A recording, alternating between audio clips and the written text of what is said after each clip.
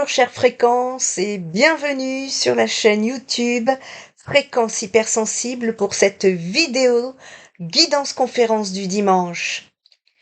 Je suis ravie de vous retrouver pour cette conférence consacrée à une interrogation qui touche au cœur même de notre existence. Qu'est-ce qui concrètement vient couper ou entraver le chemin d'évolution des âmes? Nous sommes pratiquement en juin, dans 15 jours, un mois de bascule, une période où la lumière atteint son zénith et nous force à une lucidité radicale. Pourtant, malgré l'abondance d'informations spirituelles à notre disposition, un paradoxe frappant s'installe. Beaucoup d'entre vous travaillent sur eux, méditent, comprennent leur schéma, et pourtant, vous butez. C'est cette sensation de plafond de verre, cette impression que, malgré vos efforts, une force invisible tire sur le frein à main de votre ascension, comme si, au moment de franchir un palier vibratoire majeur, une vitre solide vous séparait de votre pleine réalisation dans la matière.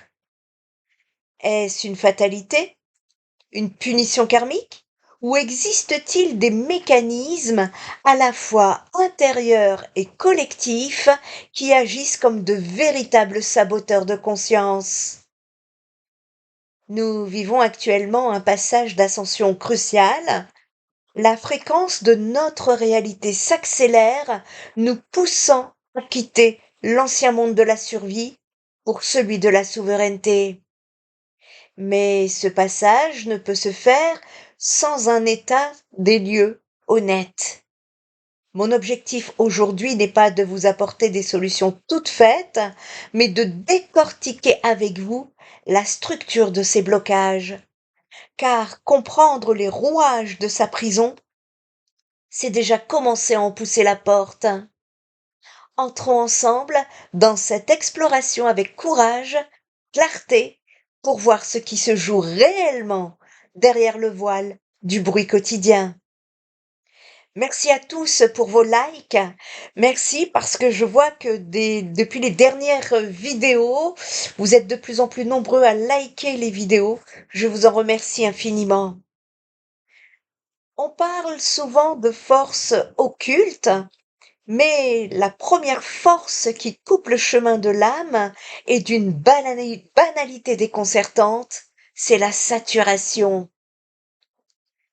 Dans certains milieux, on évoque des plans comme le protocole de Tonroto, que vous pourrez trouver dans mon livre Michael Jackson, Changeons le monde, paru aux éditions Et des livres en 2018, une image dite symbolique de l'asservissement de la conscience par le bas.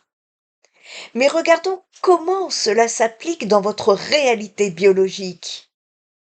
Pour que l'âme s'élève, elle a besoin d'un espace de vacuité, d'un silence intérieur.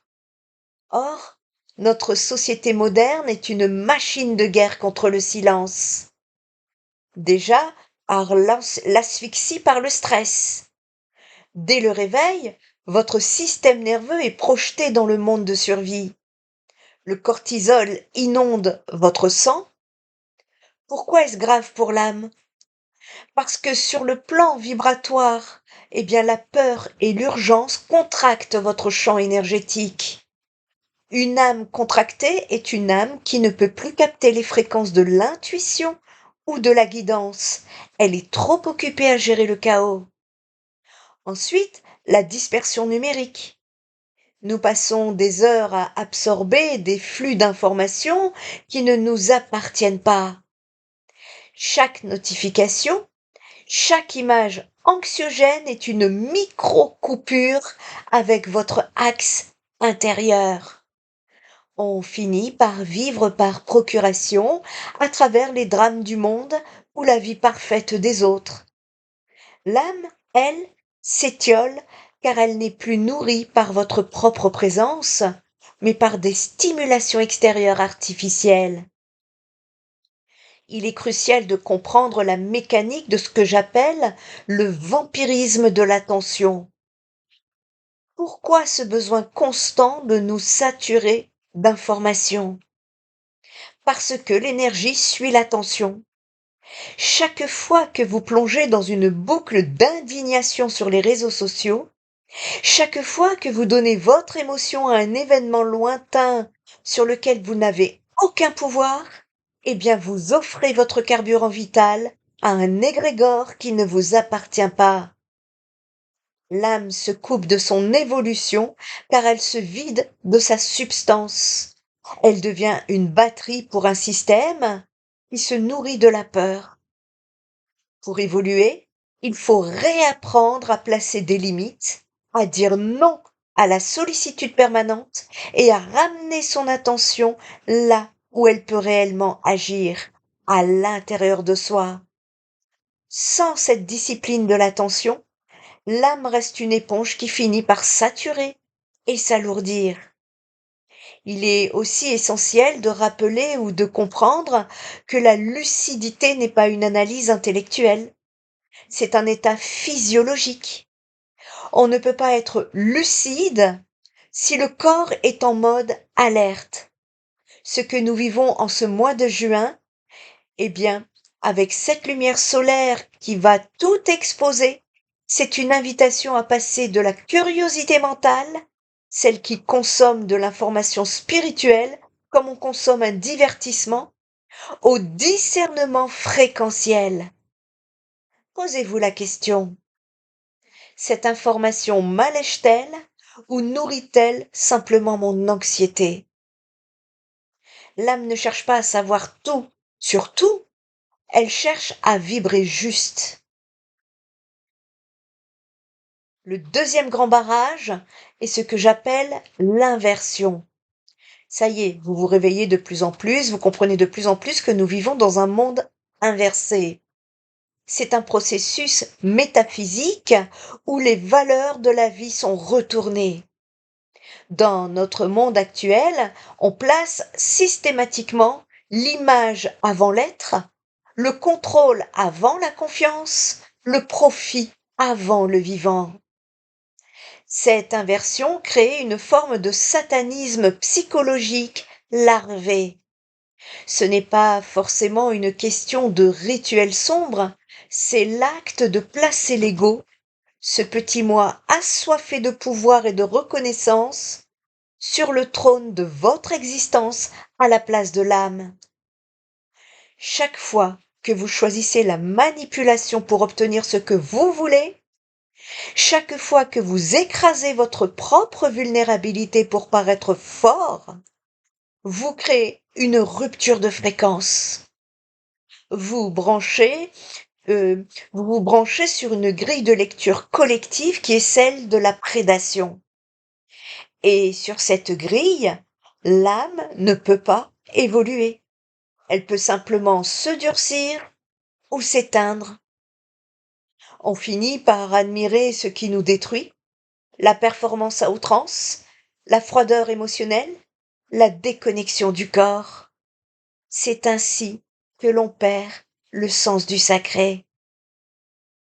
En tant que médium énergéticienne et psychopraticienne, je vois ce blocage aussi jusque dans le corps physique. L'âme ne peut pas s'élever si le véhicule biologique est en alerte constante. C'est la biologie de l'éveil. Si votre nerf vague est verrouillé par un état de stress chronique, eh bien votre cerveau limbique prend les commandes. Il n'y a plus de place pour l'intuition ou la guidance supérieure. Nous devenons parfois accros à notre propre chimie du stress.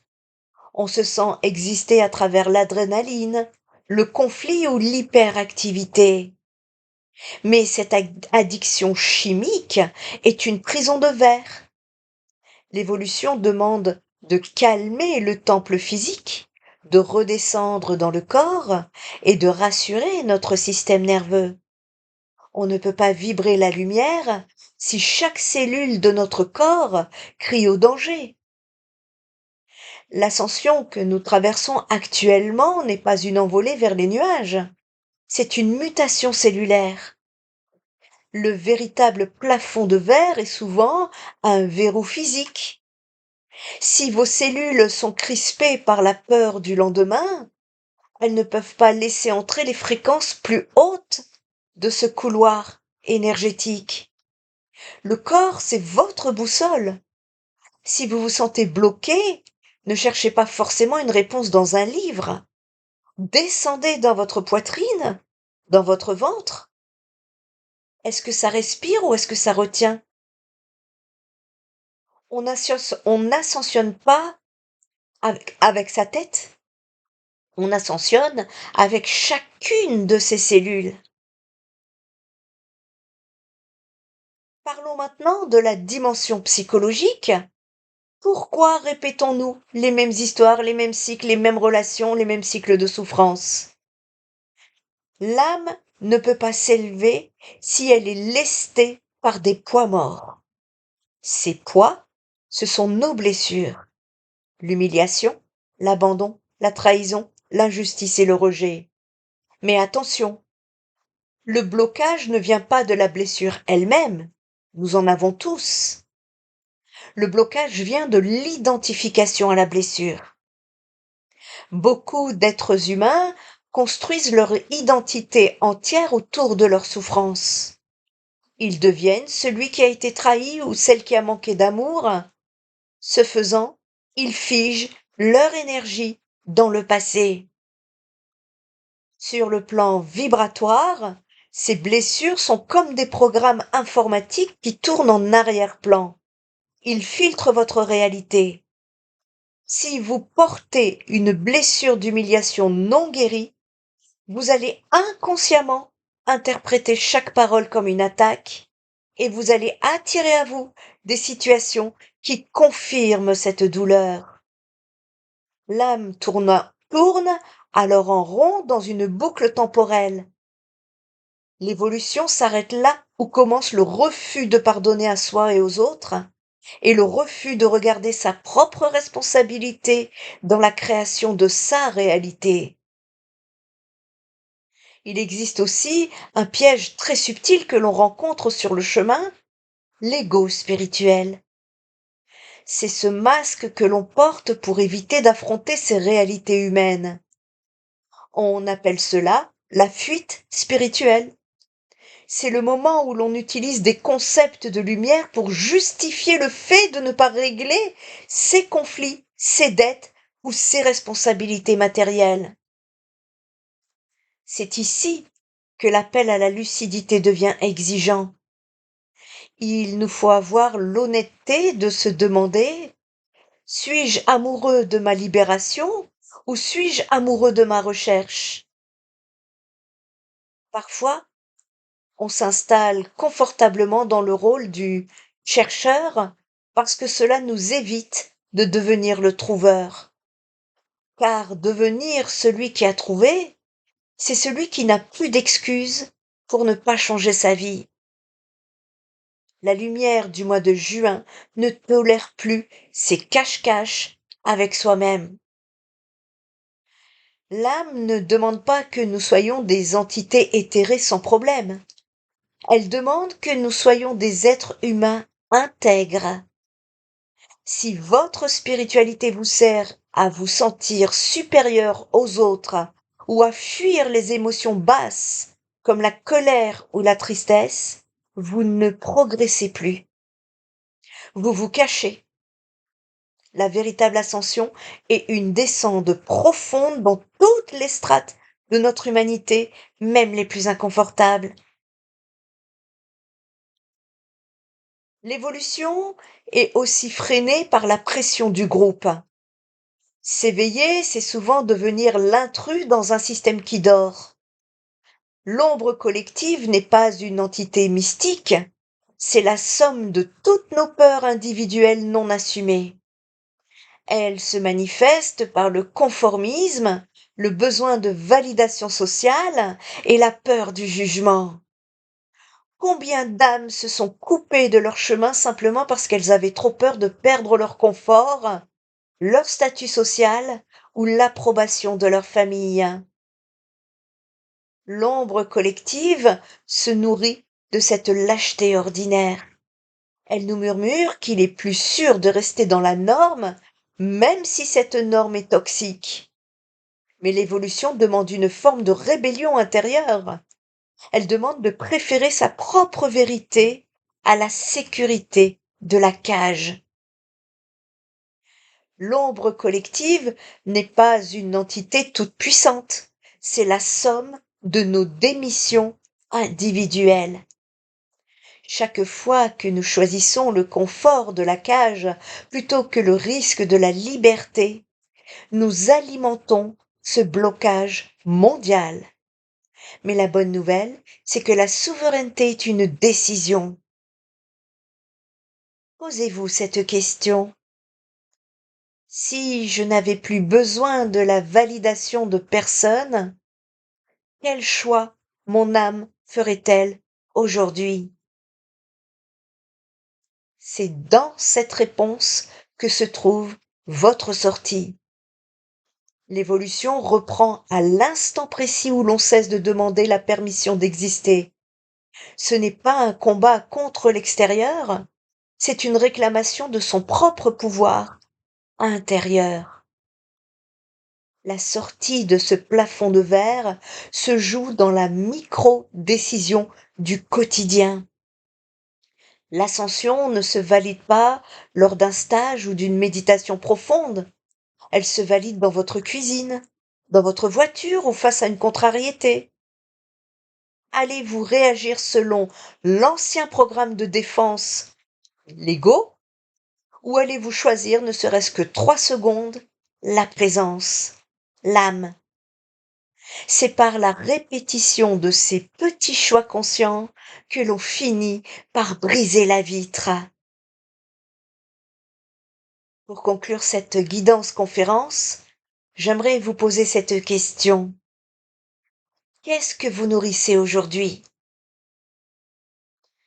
L'évolution de l'âme n'est pas une destination lointaine, c'est une succession de choix à chaque instant. Choisir la conscience plutôt que l'automatisme, choisir la vulnérabilité plutôt que le masque de fer, choisir le vivant plutôt que le mécanique. Le chemin ne se coupe jamais vraiment, il se recouvre de poussière. Et cette poussière, c'est le bruit du monde, ce sont nos doutes et nos compromis. Rappelez-vous, vous êtes les souverains de votre propre temple. Aucune force extérieure, aucun protocole, aucune ombre ne peut tenir face à un être qui décide, avec une honnêteté radicale, de redevenir son propre guide. Votre âme n'attend qu'un signal de votre part, celui de la vérité. Nous arrivons au terme de cet échange, mais le véritable travail, lui, commence maintenant. Nous ne sommes pas ici par hasard. Ce mois de juin qui arrive, marqué par la puissance du solstice, agit comme un révélateur thermique. La lumière est à son apogée et son rôle n'est pas seulement d'éclairer, mais de brûler ce qui n'a plus lieu d'être. Si vous ressentez ce plafond de verre avec une acuité particulière aujourd'hui, c'est parce que nous traversons un couloir d'ascension sans précédent. Pourquoi maintenant? Eh bien parce que la Terre change de fréquence et que le décalage entre l'ancien paradigme basé sur la survie et l'inversion et la nouvelle vibration devient insupportable pour l'âme. Ce que vous appelez blocage est en réalité une invitation forcée à la lucidité et à trouver notre alignement. On ne peut plus monter avec ses valises. L'ascension n'est pas une envolée mystique vers les nuages, c'est une descente de l'esprit dans la matière. Et pour que cet esprit s'incarne, il doit trouver de la place. Le mois de juin va nous demander d'avoir le courage de regarder nos hommes d'ombre, nos addictions au stress et nos compromis sociaux, non pas avec culpabilité, mais avec la froide détermination de celui qui veut être libre. La lucidité est l'arme absolue. Voir le piège, c'est déjà ne plus y être. Comprendre l'ingénierie de la distraction, c'est reprendre les commandes de son attention. Le chemin qui s'ouvre devant nous demande une souveraineté radicale. Ne cherchez plus de sauveur, ne cherchez plus de permission. L'ascension, c'est le moment où l'être humain cesse d'être une conséquence de son passé ou de son environnement pour devenir la cause de sa propre réalité. Rappelez-vous, le plafond de verre n'est que le reflet de nos propres résistances qui rencontrent la lumière du jour. Brisez le reflet et vous découvrirez que le ciel a toujours été ouvert. Si cette guidance conférence te parle, merci pour ton like. Je vous remercie de votre présence, de votre engagement envers votre propre vérité. Portez haut vos fréquences et marchez avec cette certitude. Votre âme est prête. Il ne manque plus que votre accord. C'était Nanou. Prenez soin de votre lumière et je nous retrouve prochainement pour d'autres fréquences.